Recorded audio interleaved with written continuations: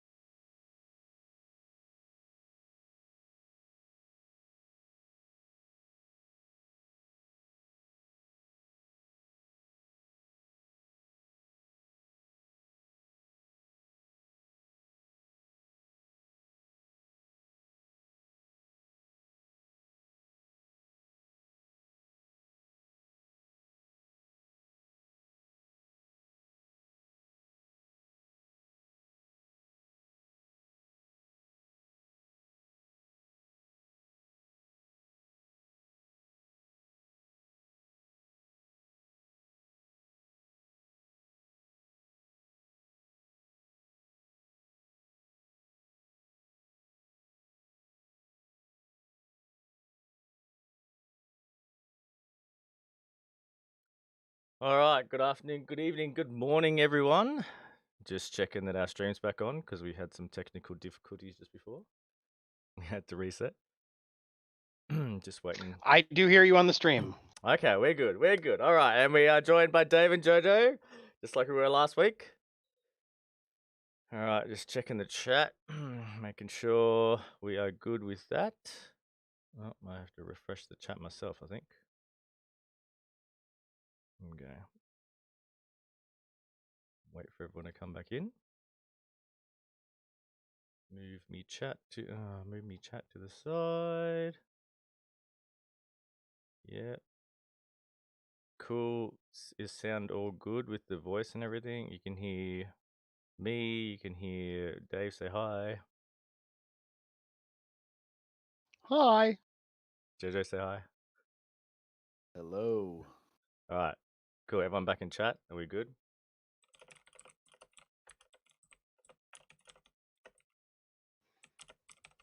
I hear me typing away. All right. Sweet. Sorry for the delay.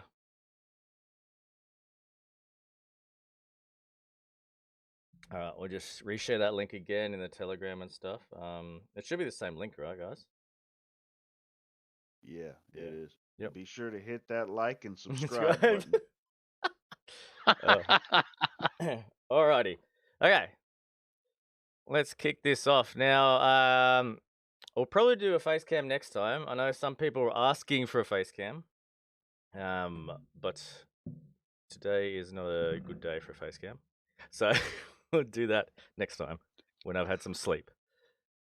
All right. Hey, we're still in lockdown, so I haven't showered in years now. Yeah. Oh, yeah. I went and got a haircut actually that day. All right. Let's go to Reddit. So we don't want to make these too long. We want to try and stick to that hour time frame if we can. So we've got our Reddit up, right? And everyone's seen this. And we've been asking people to submit their questions under the Reddit, of course. But this time we've had a different we've had a different approach to this week's AMA. We've had questions being asked on the main forum. And I think, Dave, did you get a chance to go through some of these? I looked through a bunch of them, and then Jojo looked through a bunch of them also. All right, cool. So you guys both had a look. All right, where do we start? Yeah, I would just start from the top and work your way down. Start, that's the way I would go. Okay, well they're in reverse order because I know this one's I know this one's like number 3 or 2. All right. Okay. So Major Blip, he was the one I was asking for a face cam AMA as well. So promise we'll do that next time. So Major Blips asked a few questions in different posts. All right. So thank you, Major Blip, for all of your questions. We'll start with this one. So should we aim further to mirror EGC, which is Evergrow coin? Thank you for the nice feedback. Great project. So we got to get to the question. Okay. I'd say the first question is, why did Evergrow coin go go parabolic in a quick period of time. And it's kind of hard for us to say, like, why did somebody else do what they did? I mean, we don't really spend a lot of time following other projects. We're so busy on this one. I do know that they had a mass media presence, and they were already, when I even found out about them, at 100+ million market cap. So they probably have a little bigger marketing budget than we do right now. That'd be my guess. Yeah. Yeah, with their ones too, I want to also clarify for everyone who's listening is that they are not the first reward token and they're not the first to do BUSD. So we've had baby BUSD, we've had a whole bunch of like some Inu BUSD tokens. So they're not the first, they won't be the last, and we won't be the last either. There'll be more coming because that's what people do.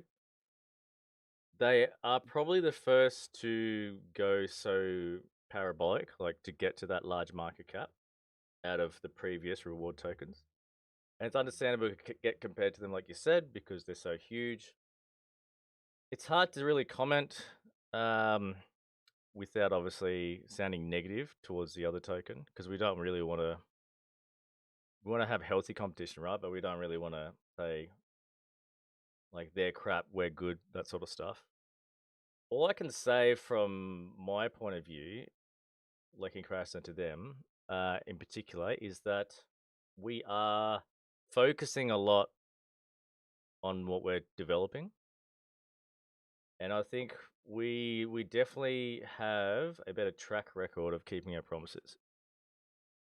Is what I'd like to say in a fairly nice way. I think that's one key difference there. So we'll see how we go over time, but I think that's one thing that we're definitely, especially as a team, are committed to delivering on what we're going to do. Any other input from you fellas? Yeah, I think I think we said enough about that. Yeah. The next question is about Reddit, which it warms the cockles of my heart to hear him talking about Reddit, or her. I don't want to assume anything. But the question is, are there plans to push the Reddit group for increased followers? Yeah, I think so. I mean, I love seeing Reddit. I love seeing, and really everything we've done for the most part here has been organic, and I love seeing the organic nature of, it's starting to grow. We're starting to see posts. For a long time, the analogy I used earlier was, it was like I was shouting into an empty room.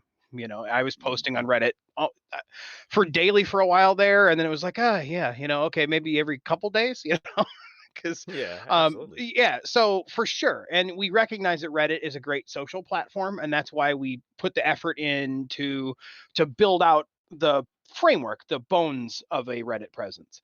And then now people are filling it with content, and we do have active moderation on there. Trust me, every time you respond in Reddit, I get an email. So with you were Reddit, also doing the whale. You were also doing the whale reports on Reddit there for a while. Yeah, the whale reports, and I did have a question about that it didn't make it in the AMA questions, but somebody did ask, hey, what happened to the whale reports? That was cool.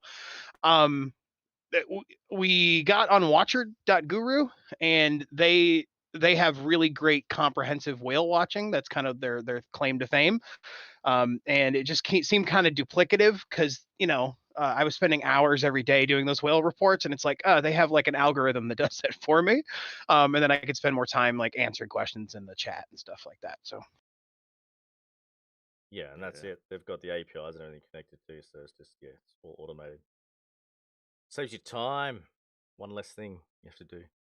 It's good. All right, so with exactly like Dave said, you covered that one. We'll move on to the next question. There is an exchange question in there, which we'll talk about towards the end of the AMA. Yes. All right, here we go. Same one for Major Blip. All right, rebranding BODA V2 false parallels. This is something that we did consider when choosing to name this BODA V2. The main reason behind that is because we had the original BODA, and we're trying to keep it all the same, but obviously make sure people didn't buy the old one.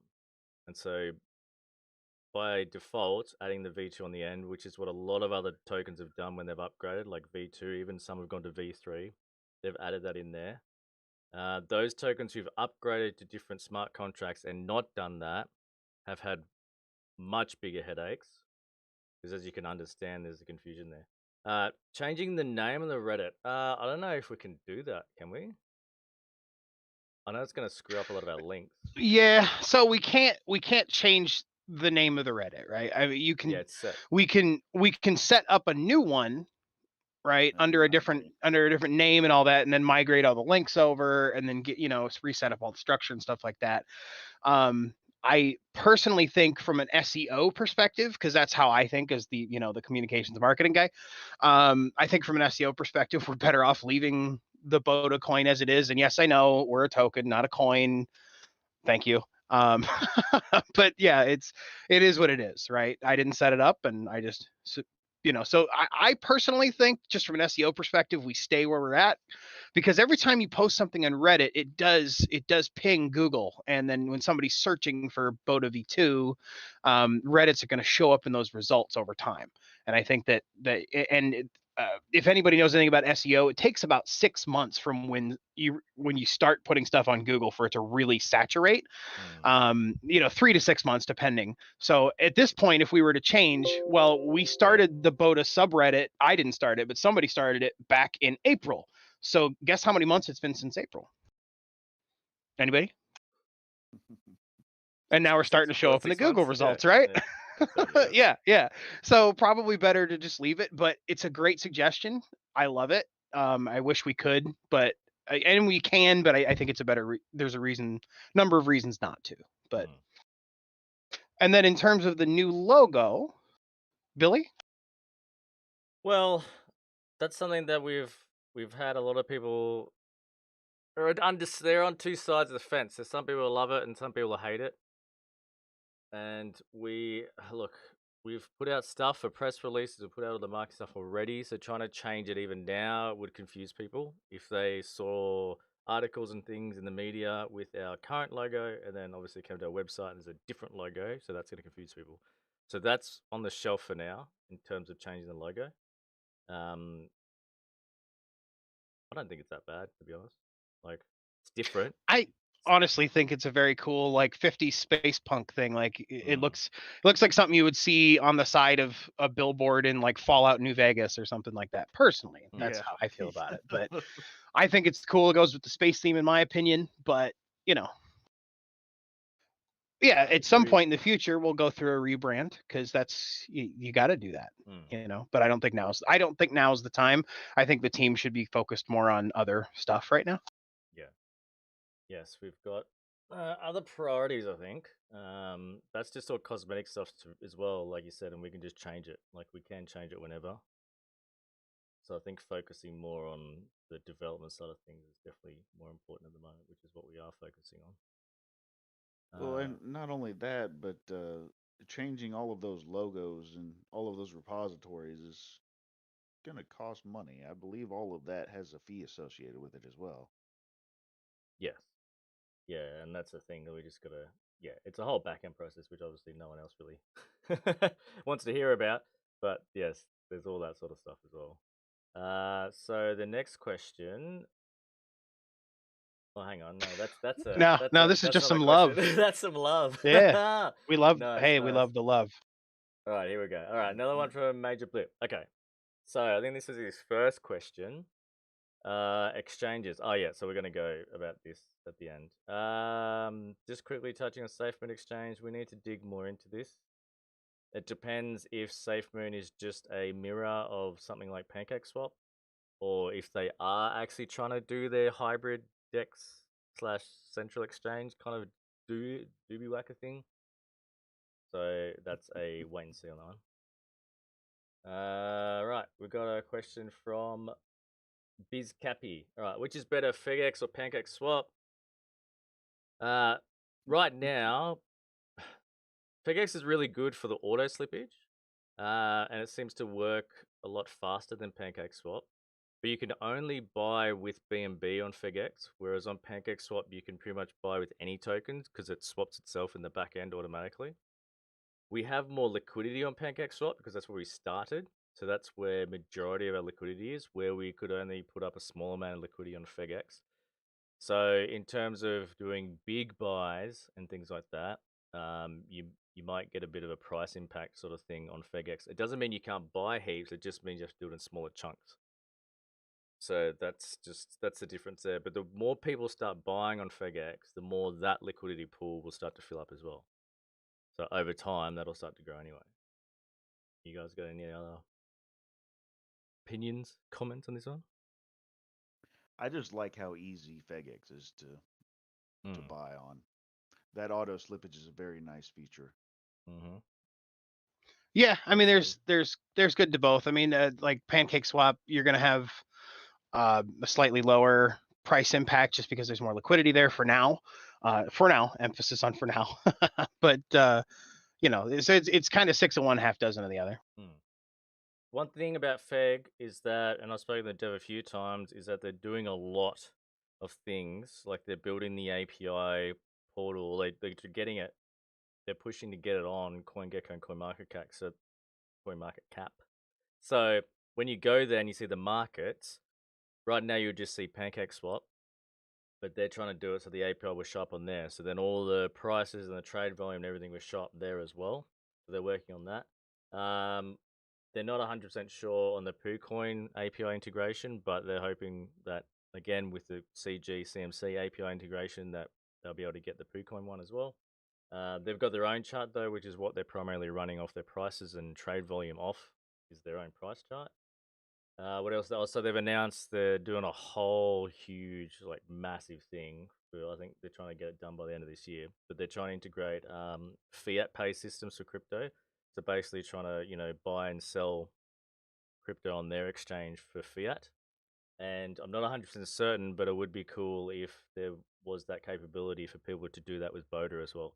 So if they could buy BODA V2 with their credit cards or something through Feg, or debit cards or whatever, they could pay actual cash for it. And then if there was a way for people, who wanted to sell their BODA V2 on FegX to get cash back.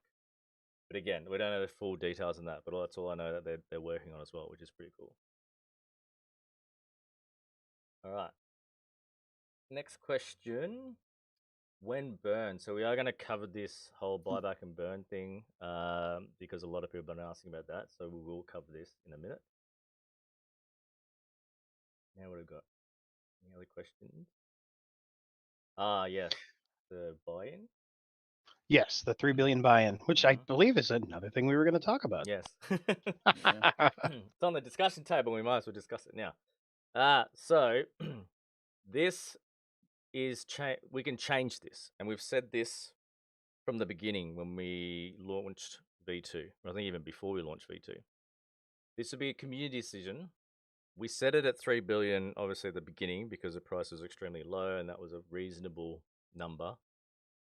We can definitely lower it. The community just needs to decide, though, together, because this will affect everyone in terms of when you reduce the minimum buy-in, it does allow newer people to get in to start earning dividends.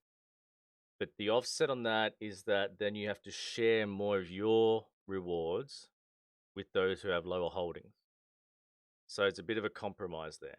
So if you want more people to be able to get in on the lower price floor, you're going to have to sacrifice some of your earnings on that part. The other thing with that is if we do lower it, so say if we lowered it to 2 billion and then the price were to go down, then obviously that 2 billion would become a lot cheaper, right? And then what do we do if it becomes so cheap in price value that you guys want to put it back up again?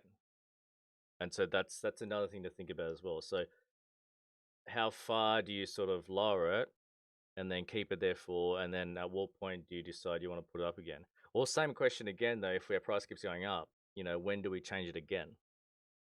And there's going to be a limit to this as well, because we obviously don't want to go down to like 1 token, because that's when we can start getting exploited and things like that.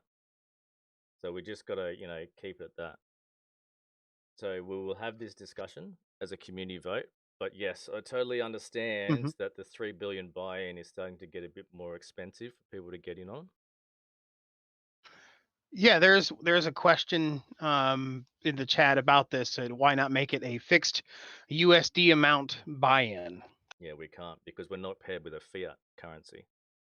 So if we were on a centralized exchange, for example, and we were tied to a fiat currency like the US dollar or the Australian dollar or the British pound or something, you could do a fixed fiat amount, but not really with crypto. So even if we were paired directly with BUSD or USTD, it would technically be on paper a dollar value, but physically, I say physically, but in the back end, it's tied to the token. And if you notice when buying BUSD, USCD, even USDC, and all them other stable coins, is that they are not stable. They change from, a dollar to like 0.99999 or, you know what I mean? Like, or sometimes they're like $1 and 0.00009 of a cent or something. So they're always Elasticity. yeah. So they're also not technically not 100% stable, but they are often within that extremely close margin. And so that's the thing with crypto is that, like I said, unless it's paired to an actual fiat, you can't really pair it to a dollar buy-in value. Is the problem. Being on BNB, like we can't change it either because that's written in the smart contract. So we started with the BNB pair, and that's how we have to run for the majority of it. But again, that doesn't mean you can't buy and swap and trade for other tokens as long as the DEX provides that. So Pancakeswap provides that automatically in the back end. And so that's how you can do that on Pancakeswap. That's got nothing to do with us. That's just how they run it. So we got another question in the chat. Yeah, what about holding for a certain amount of time to trigger the quote buy-in? Which I think that would require a change in the smart contract, wouldn't it? I mean, I don't think we could. Yeah, I don't think that's something we can program in later. I mean, it's not I don't disagree. It's not a bad idea at all. I mean, where were you 2 months ago? Just kidding. Well, right. Well, yes, but the technicality with that is it's a time lock, and a lot of people initially from the V1 community were absolutely against time locks, which is why That we makes didn't. sense. Which is why we didn't even bring it up in the development, the design phase, because it's a time lock. Time locks can scare people. They can also freak people out because time locks can make it seem like it's a honeypot. Because if you can't buy or if you can't, if you can't sell because it's on a time lock and people don't read the information and they don't read that it's a time lock, they freak out and they think it's a honeypot and they can't sell. So that's the other risk you run too with doing like buy-in time locks and things like that. Is that people are unaware. Yeah. Platinum said he thinks it should be $100 buy-in for BSD rewards, right? And I think what we're trying to avoid is setting the bar too high, and also trying to avoid setting the bar too low. Because I mean, money is worth different amounts. Like we have, we have investors that are from developing countries, right? Where the current buy-in for for 3 billion is, I don't know exactly what that is off the top of my head, but it was just like $30 the other day. That could be a lot in a developing country. Like they got to kind of scrape that together. But then what would seem like a small amount of rewards to you might be huge somewhere else, So we got to kind of think about everybody and not just the typical what you think of a typical investor as. I agree. Well, I mean, the 3 billion is going up because yeah, for earlier sure. today it was $45. Oh, USD. okay. Oh yeah, math. I thought I was supposed to be the math guy. Hold on. Wait, what happened? Well, see, that's the other variable too. When BNB goes up, so and it's all on paper as well. Remember again that the BNB BODA V2 pair is always exactly the same for token share. So one BNB will always equal X amount of BODA V2 at the pairing price. So even if BNB, say if it goes back up to $600, which it looks like it's going to, right? on paper it says, all right, you buy $600 equals X amount of BODA V2. That's what it is on paper on the screen. But in reality, it's still 1 BNB for X amount of BODA V2. And that's always going to be the case. So even if BNB is worth $300, it's still 1 BNB for X amount of BODA. Right? So that's something too people are going to be aware of, is that all these numbers on the screen, they are just numbers on the screen. It's just all paper stuff. You've got to look at what you get for token pairing and token sharing and stuff. Which is another reason why I don't look at the charts that often, and I also keep telling people not to focus so much on the price as well, because that's going to change. Whereas the token pair itself, the amount you get for token share will still be the same. So even if the price of BNB tanks tomorrow 50% and our market cap on paper will tank 50%, in reality, your token share value for 1 BNB is still going to be the same. Like, that doesn't change. So that's just something people like, understandably, it's difficult to get your head around too, because you're looking at something with your eyes, and visually, when you see something, your brain kind of computes that as that's real. All right, so we'll cover this in the buyback and burn stuff, which we'll explain next as well, as to how that will affect like the $3 billion limit and stuff as well.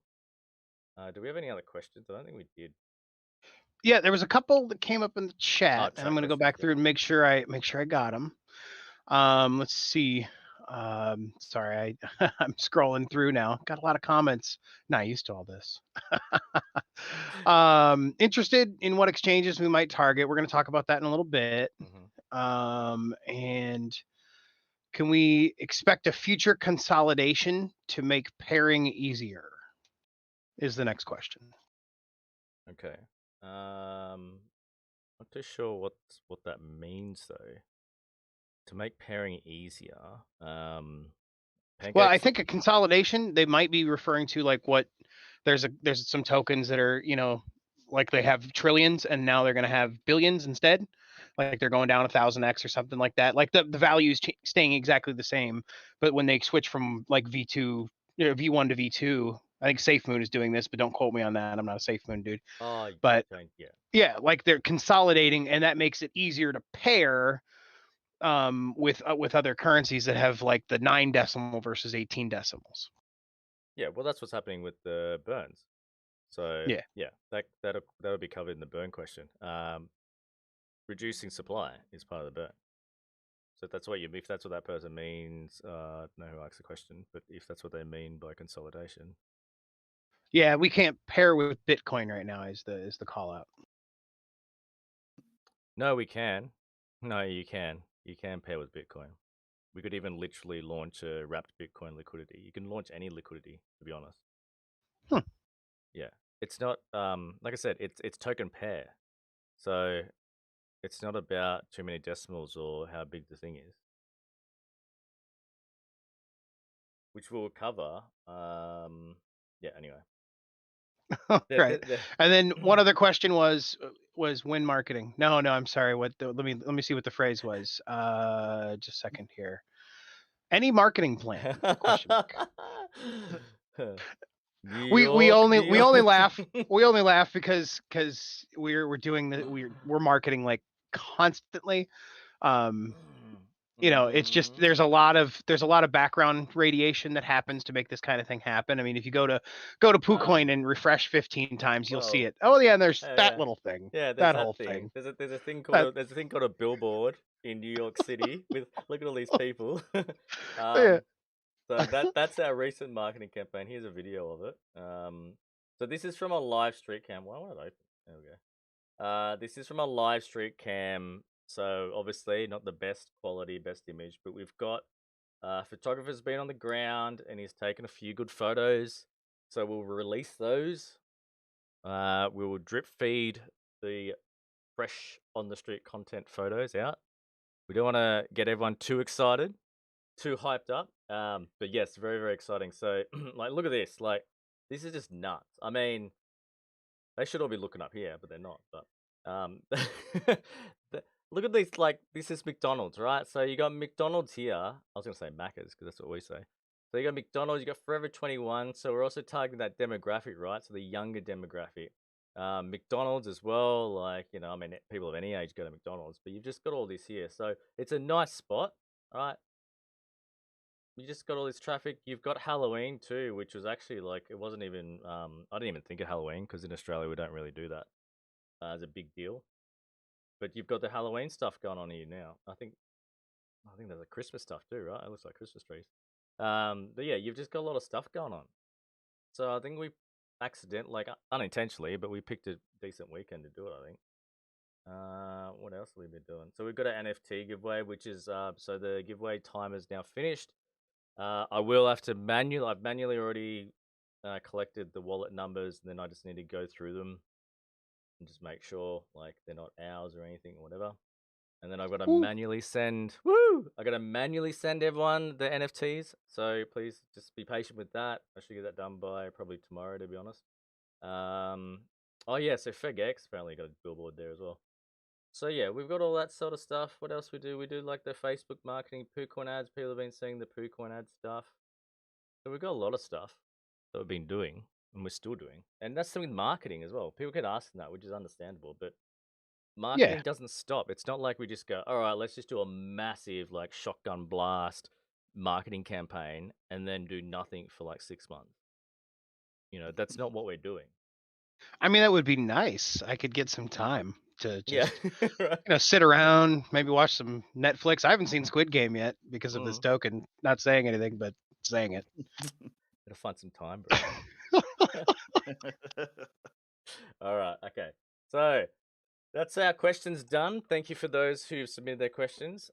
In future, we would really, really like it if everyone could submit their questions under the actual post. So it just makes these live streams a lot easier and we can actually go through them since it's all in one spot. That would be amazing. All right, so now we're going to go on to our little buyback and burn question.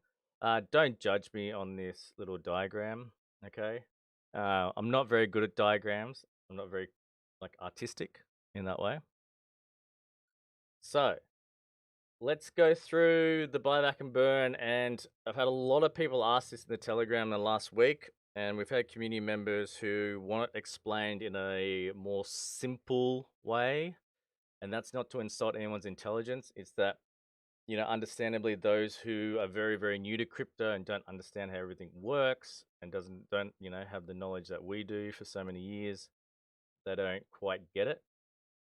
So I'm trying to make this as easy to understand as possible, but I apologize for this being a bit of a mess. Right, so the way it works to begin with is so there's fees collected from every buy and sell, right? So they go into a wallet. Now this wallet is allowed to collect BUSD. So as this wallet starts to fill up with tokens, so from every buy and sell, small amounts of tokens going in there, and then that's increasing the amount of BUSD it's getting. So then it's earning BUSD, right? And right now we've said we're going to do buybacks in the burn. We're going to do that every 3 months. This is subject to change. We're all open-ended on this. We could do it monthly as long as we have the high volume and things. The reason for that is we're not going to get a lot of tokens, right? We're not going to get a lot of BUSD if we don't have a lot of that volume and we don't have a lot of trading happening. So if we were to do it every month, but we only had, say, $1,000 or something to spend, I personally don't think that's going to have as much impact as, say, if we had $10,000 or $100,000 in there to do a buyback. So the way it works is all the fees are collected there. That earns BUSD. Now, all these numbers, all right, we don't know until we audit these wallets like the day before or so of the buyback and burn day. So these, like the fee, the BODA token, V2 tokens are constantly going in day after day after day. So it's changing all the time. So we could give you a number today and it'll be different tomorrow. Same with the BUSD rewards. It'll be one number today and a different number tomorrow. Now, when we do it, right, so say this is in December, we take the BUSD, right? So we actually buy back So we buy the BODA V2 through Pancakeswap or wherever, but most likely Pancakeswap. We buy them back. So that comes straight out of liquidity supply. So the money goes into liquidity, and then the newly bought BODA V2 come back out into this wallet. Okay. So now we combine the two. So we've got the collected fees and the newly bought tokens, and we literally just go, there's the burn wallet, send tokens to, and we send it to the burn, and it's gone forever. Right? It can never ever be touched. It can't be pulled out. It can't be reverted. It's it. It's out of supply. So what does that do? Well, it takes it out of supply and circulation. So it means those tokens are forever gone. They can never be used. Now, in terms of what it does for your reward, so burning the tokens will help to reduce the supply, right? So here's a hypothetical. So let's say right now the ratio is 1 to 700 trillion. So one BODA V2 token is 700th trillionth of a share, right? Now, hypothetically, if in December we burnt 100 trillion tokens, the ratio share of one BODA V token would become 1 over 600 trillion, right? So that's the positives of the burn. That as well as long-term value because we've reduced the supply. So we're bringing down that number, and we're bringing down, again, the whole zeros and everything as well. So the amount of zeros that are going to be on the token stuff. So we're bringing that down. Now the buyback has an instant reaction because we are buying back tokens. So it's the same as if you were to drop $100,000 right now to buy BODA V2. That's the equivalent of a buyback. It's the same thing. So we would be buying back tokens. And because we're buying them back and then sending them straight to the burn wallet to never be used again, it's like, again, we're buying the tokens, money's going straight into liquidity, and then those tokens are basically being locked forever. They're gone. They're not going to be reused. They're not going to be sold. They're not going to be re-added to the liquidity pool. And that's it. So that helps to also boost the liquidity as well. Someone's asking, so in the chat, you're asking about burning rate. So that's the thing. We won't know the number until we get to the burn day or the day before, because we need to calculate all the fees. So the fees are constantly going in there. They're going into that wallet. Every buy and sell, it's constantly moving. It's constantly topping up. Same with the BUSD. It's constantly moving, constantly topping up. And this is the same as when like Pancakeswap, even BNB, when they do their buyback and burns, it's the same thing. They announce on the day that it happens, or even the day after. They often do it and then won't tell you publicly until the day after or something of what they did, like how much they did. Got some more questions in the chat about the buyback and burn.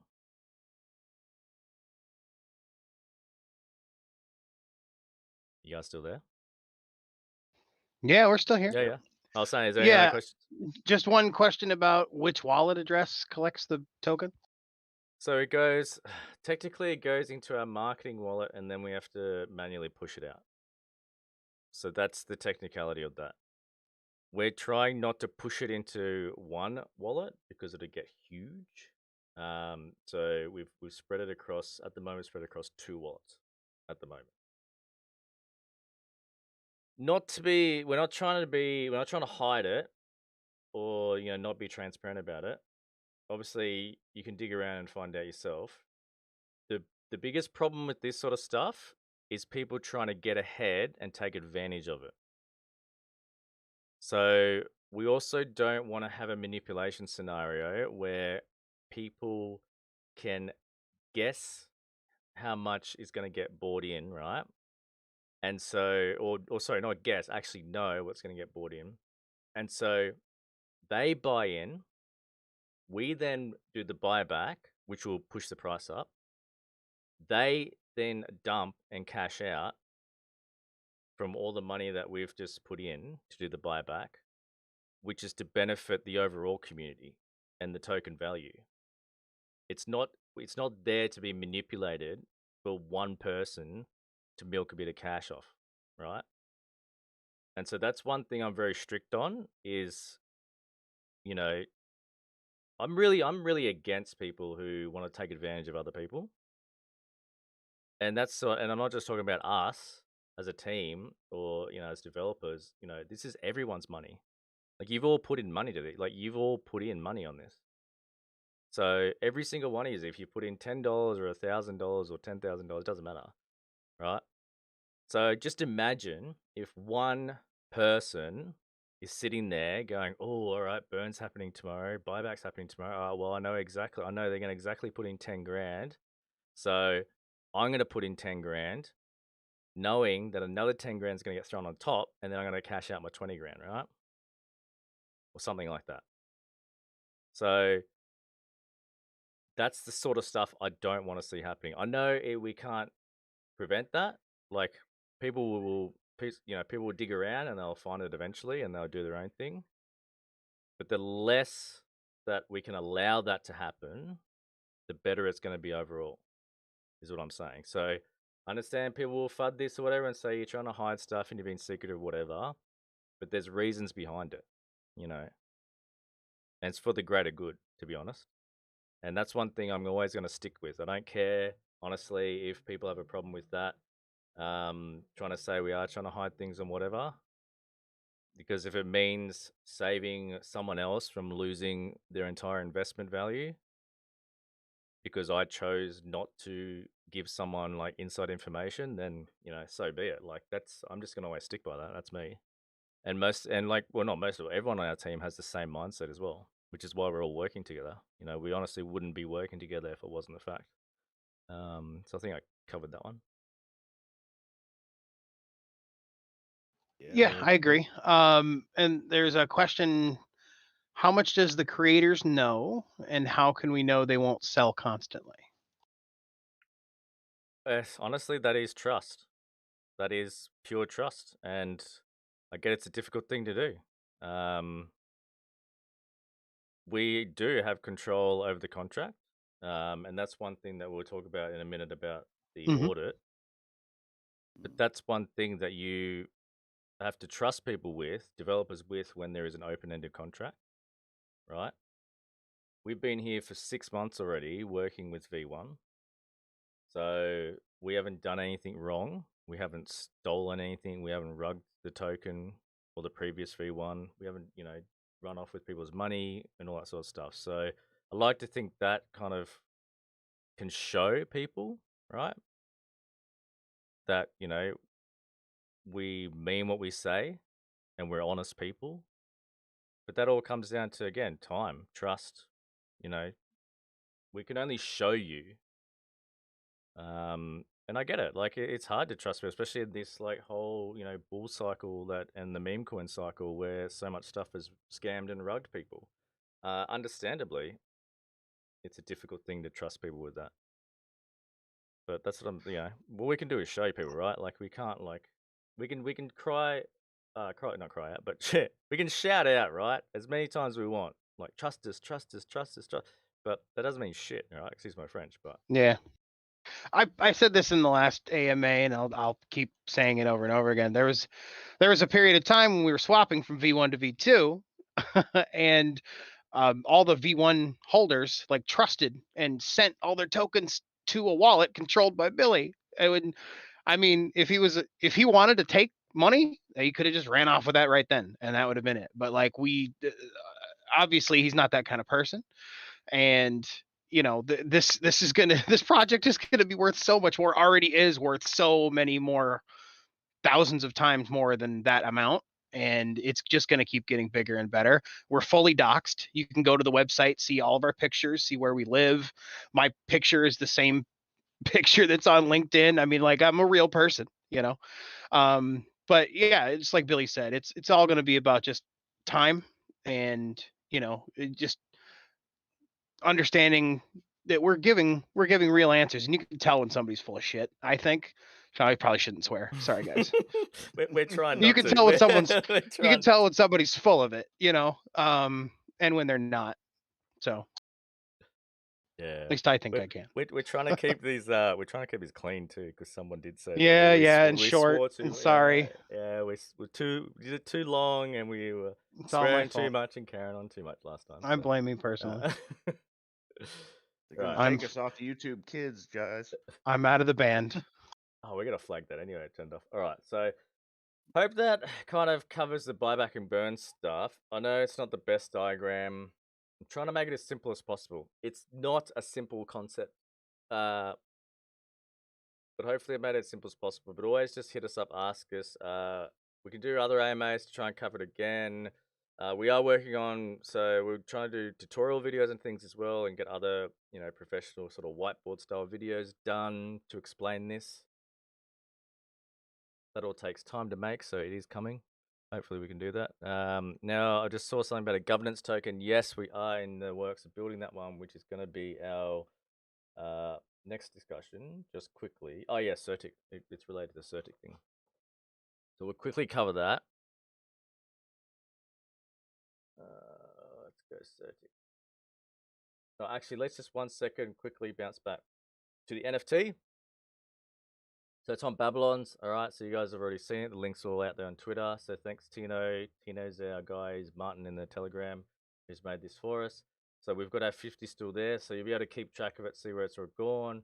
Obviously, so Tino gave us some for all of us in the team as well, which is why there was actually 60 minted. So you can see here that we've already had ours sent to us.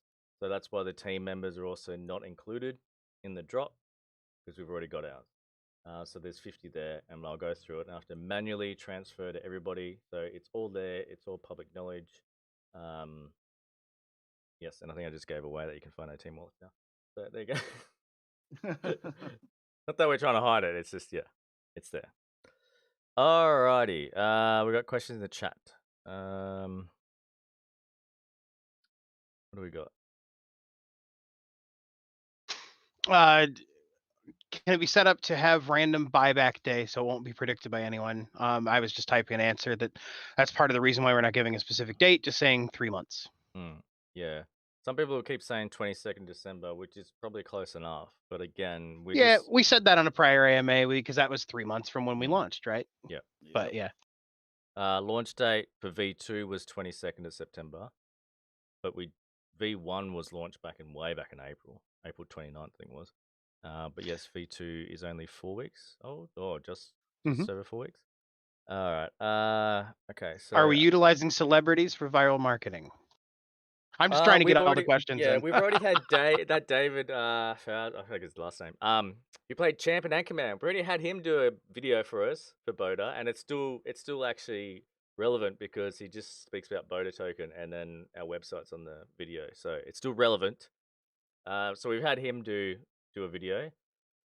Celebrity stuff's hit and miss, to be honest.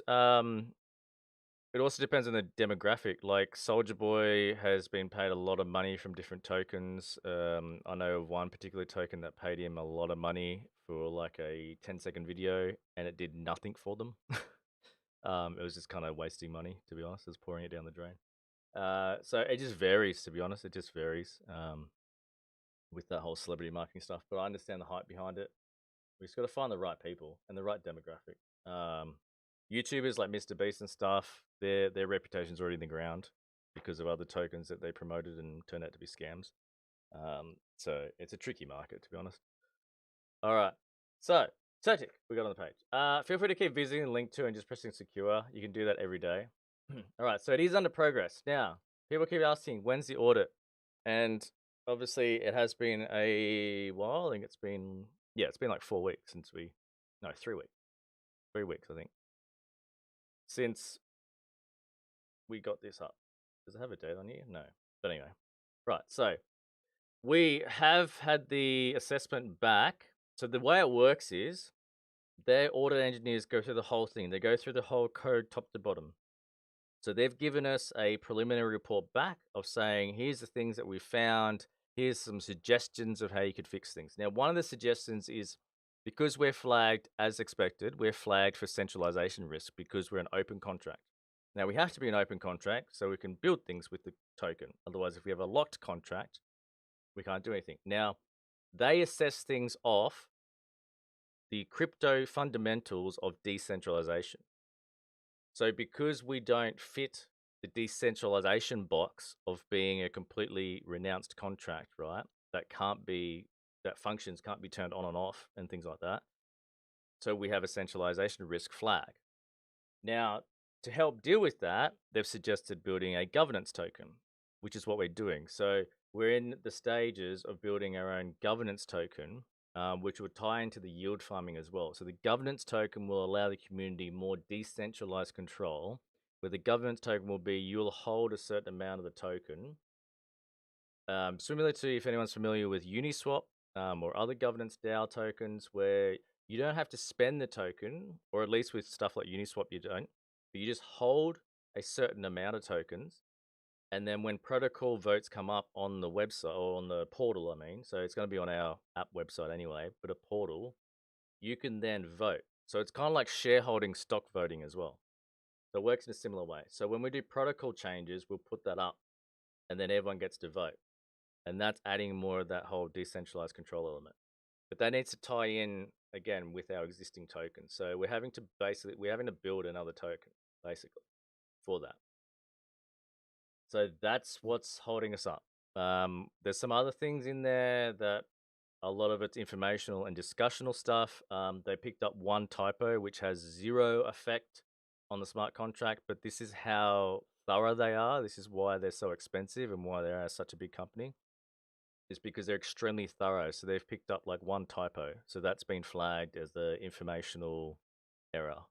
There's just a whole bunch of stuff in there too that's really benign, does not affect the contract whatsoever, but we still have to explain like why is it there. So the typo, like why is the typo there? Oh, because the dev like is dyslexic and put the keys back. You know what I mean? Like there's just stuff like that as well. So, but we definitely like we're in contact with them all the time, and they don't work weekends either. So these guys, they do not work on Saturday, Sundays. So it's only a 5-day-a-week job thing. So right now, like there's nothing. They'd have 2 days off. So I'll probably hear back from them like Monday American time, I think. So it won't be tomorrow for me. It'll be the next day, right? Anything you guys want to add to that? Yep. Yeah, I mean, I think, I had a couple people ask like, oh, why is it taking so long? It's like, well, there's what you mentioned. And then also because it's BODA V2 is a completely new contract. It's original code, right? So they don't have one on file like this. Like, you have any idea how many forks of SafeMoon there are out there? It's the exact same code and they just change the numbers on it. They don't really need to dig hard to audit that token. They just go, oh yeah, it's a SafeMoon fork. Okay, what did you change? They just compare it. Okay, cool. Here's your score, right? With ours, they have to actually load it into a test environment and like try to break it. That's what they do. That's what Certik does. So yeah, that's why it's taken a little longer than we expected. Easy. Yeah. Anything else to add, Jojo? That sums it up. That really sums it up. Sweet. All right. We got any other questions in chat before we move on to the next part? Can we get Cardi B in her flesh-colored bodysuit? I shouldn't have read that out loud. I don't know. I got mad visuals You want to talk? now. We would moon. I'm just saying. I've got crazy visuals of Cardi B now. Wearing a BODA logo. Oh, wow. It would be a BODA green bodysuit, by the way. Come on now. I think there'd be a lot of yeah. All right, I'm gonna shut up now. Sorry, guys. We gotta keep on track. Off the team again. we gotta keep on track. This is what happens. We have too much fun as well, and then we just lose track. And fun is good. Keeps the morale up, doesn't it? Keeps the morale high. All right. What else? So we got any other questions before we move on to the next bit? Because I know we've got more chat activity, which is great. Well, I will say that we did actually ask the community about the FEG listing before we went live. Yeah. So we even have the governance without the token. We have the governance. We're always transparent with the community, and we always asked before we proceed. Yeah, absolutely. And that's the only thing like that Certik has mentioned, oh yeah, like they don't classify Telegram voting or Twitter voting and stuff which is fair enough, as like a proper governance thing. Hence why we're having to make a governance token just to tick that one off the box, which is good anyway. Like we need to have one anyway to just add to that extra layer of security for the community. All right, so I think all right, cool. So everyone's just talking about Cardi B. Cardi BODA. Okay, all right, we can move on to the next bit because we're almost at an hour. So sorry for those who are still listening and rolling their eyes at us because we're trying to get in under that hour. All right, we're trying. But we're loving the chat. We're loving the chat room. It's blowing up. It's taken us time to adjust to this too because, like Dave said earlier, we were doing AMAs and all this sort of stuff in the past, and it was like crickets. And now we've got lots of people, so it's great. Okay, Paul's got a question. Do you have an ability to turn off the rewards? Yes, we have an ability to turn off everything. We can even lock the trading. That's part of the open contract. Yes, we can change the percentages of the fees and the taxes. That's built into the contract. We can even change the reward token. Why we would want to do that, we never would. Again, why would we ever want to turn off the rewards, considering that's like our entire, especially right now, but like that's our entire like fundamental system is the rewards. So if we killed the rewards, like what use would we have, right? Like, Well, hypothetically, if that specific BUSD ever did have a problem in the future, if anyone true. found an exploit in the Paxos code that we're using, we have the ability to switch it over to another BUSD. Yeah, very good point. Yeah. And that just reminded me of if Pancakeswap upgrades to V3 like Uniswap did, we'd also have to change the router address and everything to the new one, which I know was a big headache for people with the Uniswap thing. I think that even happened actually, to be honest, with Pancakeswap V2 when it went from V1 to V2. A lot of people had to make whole new smart contracts because they didn't have the functions set. Oh yeah. Yeah. So yeah, there's a lot of open, which is again, it's picked up in the Certik audit, right? It's picked up as a centralization risk, and they list everything that we can do, which is right there, and it's something that we've put in the white paper as well. Like we've listed what we can change and things in the white paper, so we've been very clear about that as well. Alrighty, okay, right. So we need to move on to the next bit.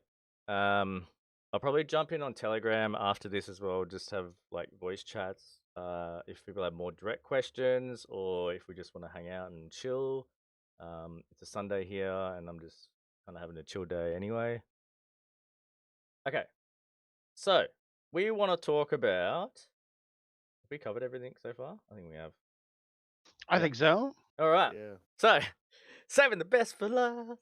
Well, apart from hitting another all-time high, which is effing amazing, huge highs, and another one, and another one, and another one, and another one. And look, there's understandably people that go, oh, they used to moonshots where tokens moonshot in the first couple of days, and they do 1000x in the first couple of days. But if you zoom out on our charts, you'll see the healthy progression. And if we maintain this healthy progression, even though it might take another month, right? You can just have an idea of the healthy movement upwards. And as an experienced investor, and those who are experienced in investing will know that going up this way is a lot safer and a lot better. And again, this is just off personal investing experience, but it's a lot better than having a token that moonshots 1000x and then dumps like 3 days later. And I guarantee everyone here, you've at least been in one rug pull investment where it's moonshot in the first 2 days or so, and then it's completely rugged. I guarantee every single person here has been in one of those. So if you just zoom out on the chart, you'll see like our healthy progression, and that's just again personal opinion, but that's how we're doing. Alrighty, Coin Tiger. Coin Tiger. All right. So a big question that comes up too is exchanges. When listing exchanges, when centralized exchanges. This is a progression of every token. Every token will have to go to a central exchange at one point. Now, the thing that we have to think about is what happens to our reward system. So, as we've mentioned a lot of times in Telegram, and I think we may have even covered it in the last AMA, is that centralized exchanges run their own liquidity system. Now, they are still connected to Binance Smart Chain, but they have their own market makers, so their own liquidity pool that connects in their backend. Now, what we actually have to do is we have to exclude their hot wallets from fees and dividends to allow the trading to occur without incurring the fees that are built into our token for their users, like, or for any user. Actually, I shouldn't say their users, because we can also sign up to this and use it. Now, so one thing with that is if we exclude their hot wallet from fees, what actually happens too is that when you send your tokens, so if you were to send your tokens on CoinTiger, for example, you won't get charged a fee for depositing tokens to CoinTiger. Vice versa, withdrawing from them, you won't get charged a fee because their hot wallet's excluded. Excuse me. And this is just a toy CoinTiger example, but this is kind of how it works with other centralized exchanges. Now, the reason why I'm bringing up CoinTiger is because thanks to a mate of mine, Reese, who used to run Pega Crypto, he's got me hooked up with their listing manager. And we've just been over some discussions about some nice deals that we could do for listing. Now, again, this needs to be a community decision because there needs to be a bit of a compromise or an offset if people want us to go in the direction of listing on an exchange. Now, CoinTiger is pretty big. It's pretty popular. It's quite popular in the Asian market. But I trust them only because, like I said, my mate Reese has worked with them before, and their listing managers are pretty, like, they're pretty straightforward. They're really upfront. And we've negotiated like a pretty juicy offer where we would have a big promotional package. So they would do everything from like all this sort of stuff, like the graphic stuff. They'd do all the Twitter promos, like listing on the websites, everything. They could also do like a staking deal. So basically, for the first 30 days or so, if you trade on their platform, so our pair would most likely be USTD and BODA V2, for example, if we were to do this. So we'd have a listing pair to begin with of USTD and BODA V2. Now they would give an incentive, say they could do a package for the first 30 days where if you go in there and you trade and you hold your tokens there for at least 30 days, you'd get a bonus. They can also do competitions, so trading competitions. So, like whoever trades the most can also get a bonus in like USCD, for example. They also have their own little internal cash reward system. I think it's called Tiger Cash, but don't correct me on, don't hold me on that one, but I believe it's called Tiger Cash. Ooh, Tiger Cash. Tiger Cash, yeah. So they have an incentive program like that, and they're willing to offer some sort of deal to help offset the loss that we as holders, and that includes everyone, not just us as a team, but everyone, for having to sacrifice some of that reward earning if you do want to go and deposit your BODA V2 onto their exchange, right? So again, with a whole like promo offer, competition offer as well for deposits, things like that. But the biggest thing with this is exposure.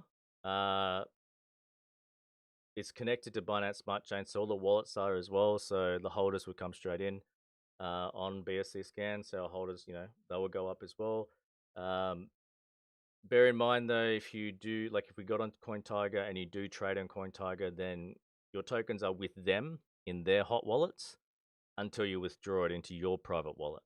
Okay. So this gives the option for those who just like to trade tokens. So those who aren't interested in holding long term and aren't interested in the BUSD rewards, this gives you an option.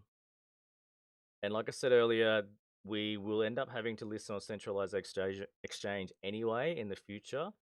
So do we take a run at this and get in sort of early, or do we wait like another few months and just keep listing on decentralized exchanges so we can keep getting heaps and heaps of BUSD rewards? Now, again, like I said,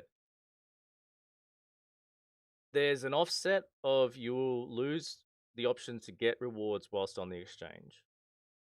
But it doesn't mean you won't keep earning rewards if you have it in your private wallet, because we still have majority trading on Pancakeswap, and that's where most people will see it.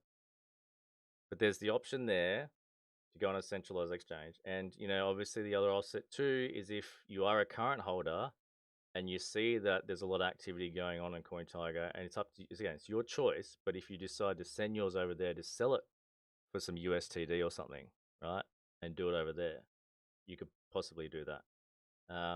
They're all connected to like CoinMarkup, CoinGecko as well, so all the stats and all the volume and everything will be connected there as well. There's a huge marketing potential there as well. We get more holders. They come into our Telegram and our Discords and join, all of our Twitter and everything. And then we can bring them on board. So when we have the yield farming up, right? So we can get them on board with our yield farming, with our like gaming, lottery stuff, NFT, everything. We can get people who are just CoinTiger account holders who've got some BODA V2. More than likely, they'll also join our community, right? So they'll join us, and then we can obviously get them to go, all right, well, come play our games, all that sort of stuff. So there are some of the positive sides of that as well. So that's something we want to bring to the community. And this is just, again, touching on this, a decision that we're going more in depth about it. I'll write a Medium blog about the full pros and cons. But I personally think with the deal that we can get, because we don't have to pay a listing fee, which is even better. So it saves us a bit of money. Yeah, which is why it's like super sweet that Reese hooked us up. So we don't have to pay a listing fee, which saves us a lot. So we could either put more of that into liquidity, or we can just do the bare minimum liquidity. But ideally, you want more liquidity too to stop, to reduce volatility. Sorry, not stop it, but to reduce it. Will there be tax? No, so there won't be tax. So, as I said just before, with their hot wallet, we would exclude the hot wallet from fees and dividends. And what happens is when you have a middleman wallet like that, you can send to the wallet and send from the hot wallet without incurring fees. So what they do in the back end is, so they have a hot wallet, right? And when you have an account, you get given your own wallet, but it's propagated from their hot wallet, right? So it's all still controlled by them. But because your account wallet by default in the back end links to their hot wallet, so when you move tokens around, same with trading. So when you trade in their platform too, it's moving from your account wallet to their hot wallet to the next buyer's wallet, and vice versa for the seller and all that sort of stuff. So when you deposit to your wallet address in the exchange, it actually goes to the hot wallet first, then to your wallet. And so that's how the fees are disconnected. So it's a really, really interesting thing. I actually didn't fully realize that's how it worked.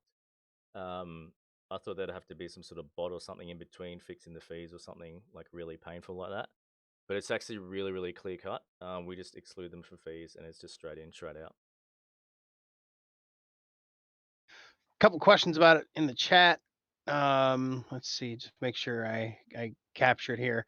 Will they hold a certain amount of BODA? Which I think the answer is yes. They would have some liquidity, right? Yes, we provide. And you answered the question about the tax.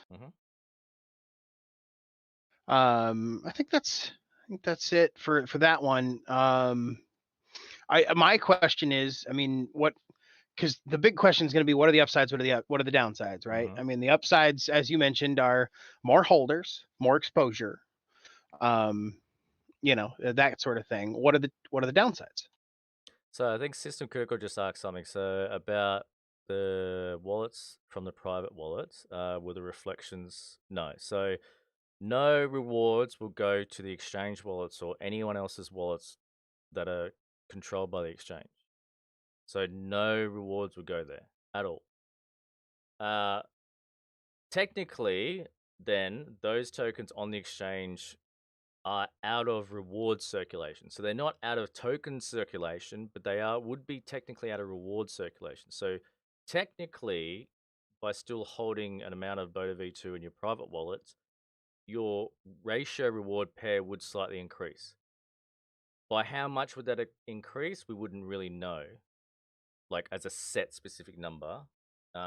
This is why like the burn and stuff and things are a lot more simple because we can see the burn wallet has X amount of tokens. Okay, we know that's 100% out of circulation. Whereas on the exchange side, there could be 100 trillion tokens, for example, on there, but every day it's moving. So people could be moving their tokens out of the exchange into their private wallets or putting more back into the exchange, right? So that number's constantly fluctuating as well. So it's why it's a difficult thing, again, to say, like, yes, hypothetically, if more people put on exchanges and they exclude themselves or not, they're not excluding themselves, it's just by default on the exchange, you're not getting dividends. That means you as a private wallet holder are going to get higher reward share per token, right? That's a hypothetical technicality that can happen.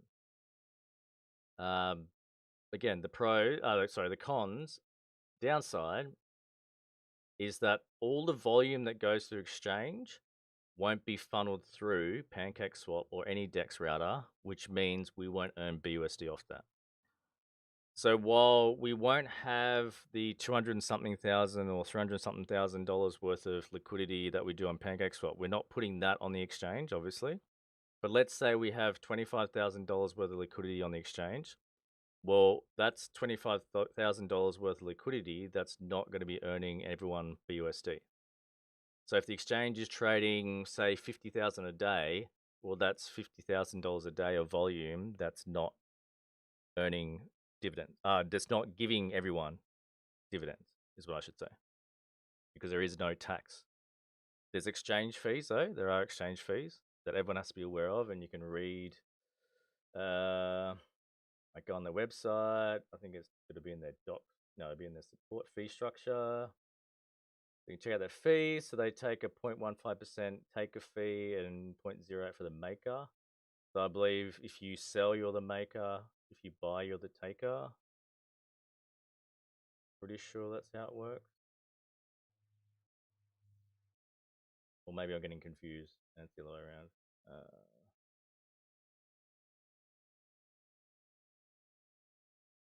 Yeah, I have to clarify that. Oh, it's going to back to front. I've probably got it back to front, to be honest. But you can look at their fee structure and look at that. It's not that expensive. It's cheaper than Pancakeswap, actually. Because Pancakeswap increased theirs to what, 0.25, I think?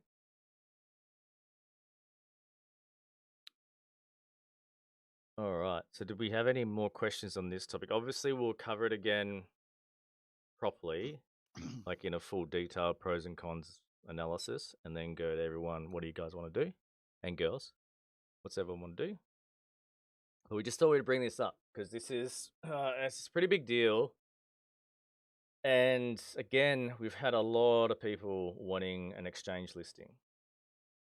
So we know the interest is out there. And it's a progression that we need to make. What's the other question in chat? He's asking, basically, does the price affect the amount of BUSD reflections rewards? And the answer is no. If BODA was to land in Bizarro Planet and tomorrow was it was a penny per BODA, it doesn't matter whether it's a penny each or it's the current price. If somebody spends $1,000, it gets distributed exactly the same way. Because they spend $1,000, 6% of that goes out to holders, gets distributed out according to how many tokens each holder holds. So it doesn't, the price does not affect it. Yeah. And then obviously 13 more if they sell. Yes, more if they sell. And that's one thing you won't get on the exchange. So you won't get the 12% buy tax or the 20% sell tax. You won't have that on the exchange. But bear in mind, you also won't be earning BUSD. So again, it's an offset. You don't have to pay the high fees, but then you don't get any extra BUSD. So I've got a question. Yeah. Does that mean that somebody can take their BODA off of their centralized exchange, put it in their wallet, and will it bring the dividend tracker tokens then Will it? Yes. Yes, So it will. Yes, it will. Yeah. So I think Invincible Man just asked that exact same question. Yeah. Yes. So that can happen too.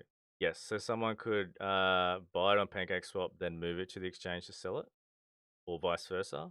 Well, they could do exactly like you said. They could buy it on the exchange, pull it to their private wallet, and then start trying to claim BUSD from the volume on the dexes. Yes, they can do that. But they would get taxed on the withdrawal from the exchange to their wallet, because their wallet themselves are not exempt from fees. No, because it goes through a hot wallet. So technically, it shouldn't tax them either, or at least that's what I've been told, because it goes through the hot wallet. So it bounces through the hot wallet and then comes back out.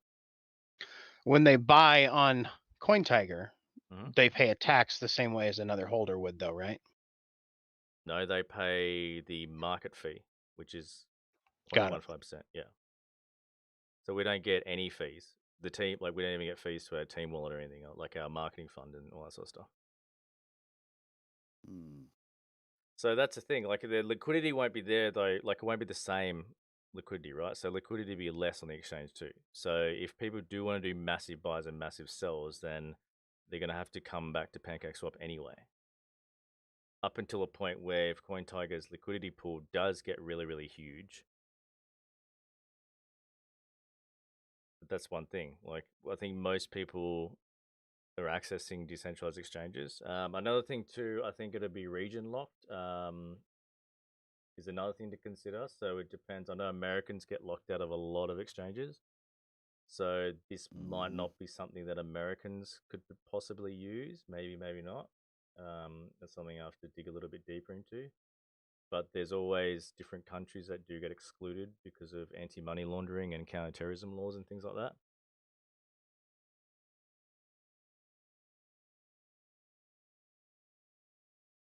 Nothing a VPN can't fix, right? Yeah. So Invincible Man saying that for other tokens there is a tax. All right. Well, we'll definitely be testing that anyway if the community decides that they do want to go ahead with this. So we'll know for a fact if it still taxes you or not. But I've been told by the listing manager that there shouldn't be a tax sending and withdrawing from their hot wallet because their hot wallet acts as that whole intermediary.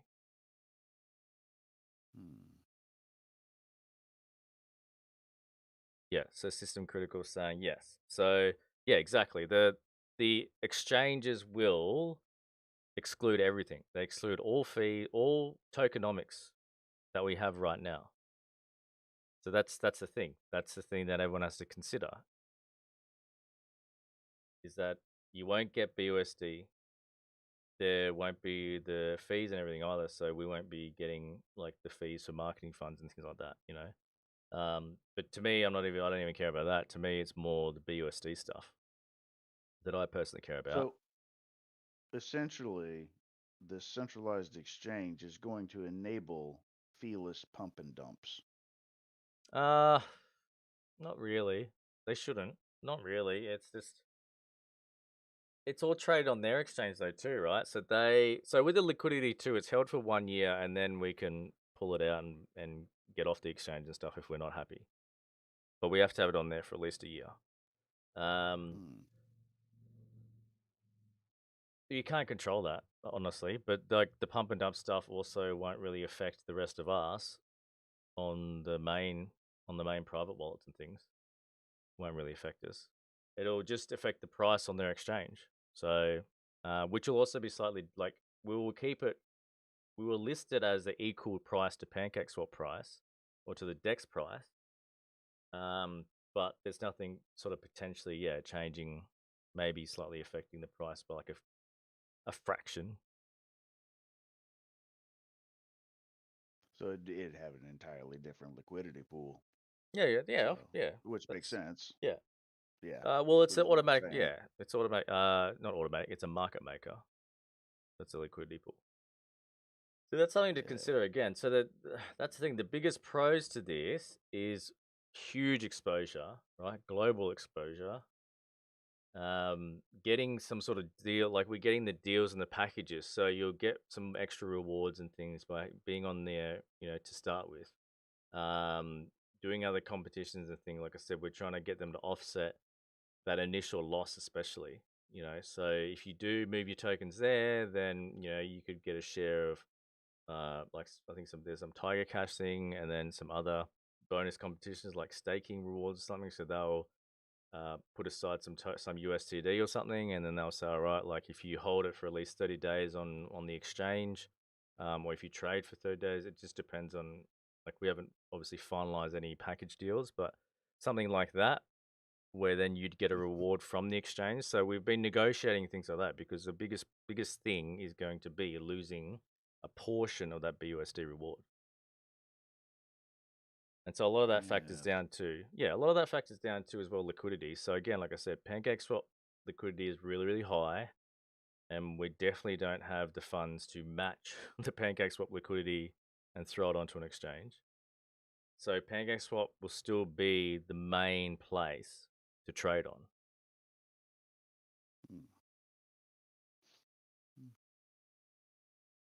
And if anything, the biggest thing that we all need to do, and as a community needs to do, is if we do list on an exchange, whether it's CoinTiger or any other exchange, is getting a hold of the community, of the holders.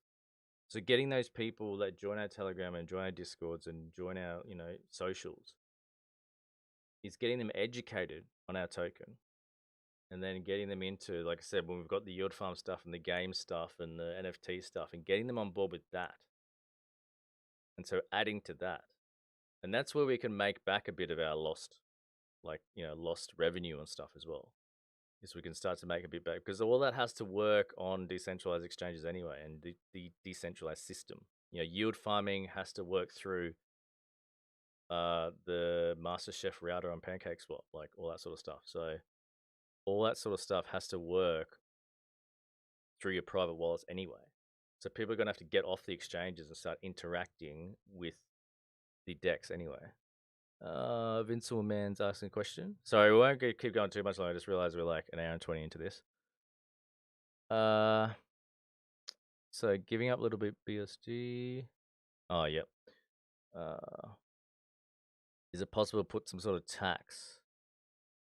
Well, that's a thing. Vincent Man's asking about the tax from wallet to wallet. So that's a thing. I've been told that it won't tax from wallet to wallet transfer, or wallet to exchange transfer.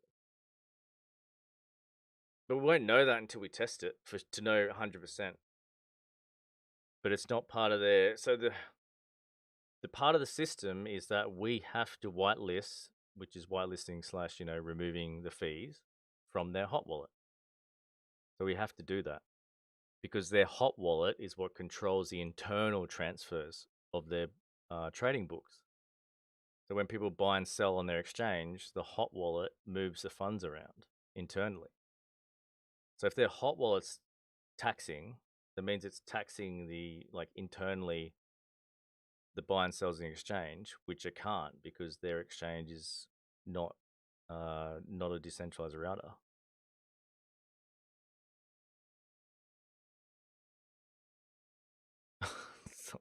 All right, jealous of accent. All right, okay. Do we have any more last questions before this gets too long?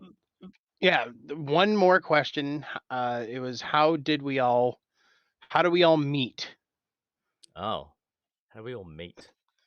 Can we know something personal about us? How did we meet, and how was BODA founded? Oh, this is a long story. Yeah. Quick version. We met on the internet. Like-minded people. We had V1, BODA V1, which is a totally locked contract, and we were all investors. We all invested in BODA V1.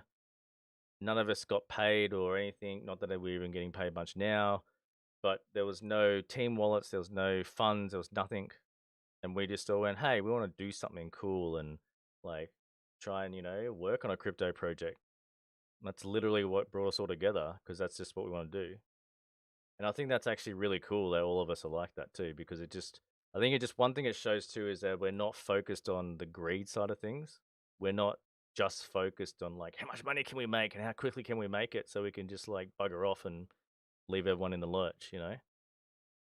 I think the fact that all of us have the same mentality as well, that like we hate scammers, we hate people who try and take advantage of each other. I mean, we've probably all been bullied in high school. That's probably why. But like, I think I think a lot of us, yeah. Anyway, jokes aside, we've all got a very, very similar mindset, which is what's brought us together. And it's very, very rare to find a group of people on the internet who want to voluntarily work 7 days a week, or at least in their spare time, 7 days a week, Yeah. for nothing, for no money whatsoever, apart from their own initial investment. That's basically that's a short version of the long story.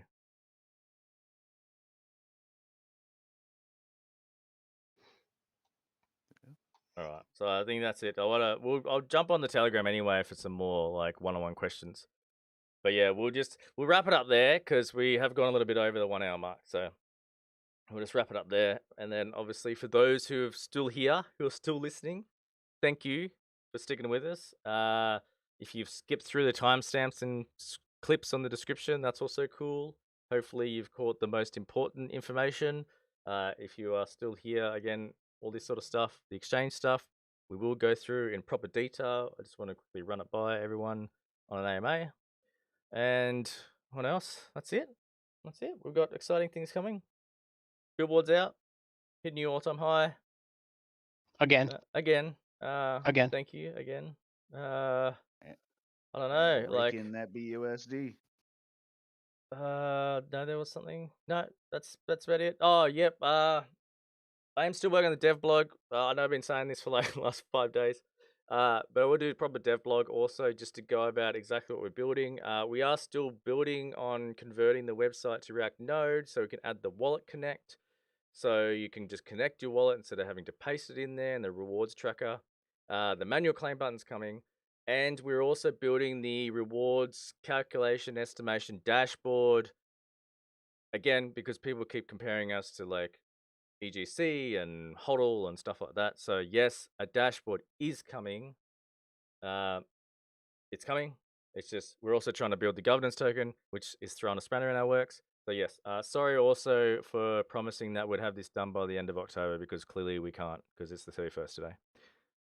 But thanks. But again, apologies for that, because we don't like to promise deadlines that we can't meet. But SHIT happens. And here we are. Yeah, okay, that's it. Bleep. Hey, if you're still watching, smack that like button and the subscribe button. I hate to be like that, but it really does help with YouTube SEO. So like 100%. it seems duplicative, but like seriously, smack the like button, the subscribe button. More people will see BODA. Your investment will go up. Simple. Do it. All right, do it now. Do it now. Get to the top. Do it now. All right, we'll carry on the fun in Telegram.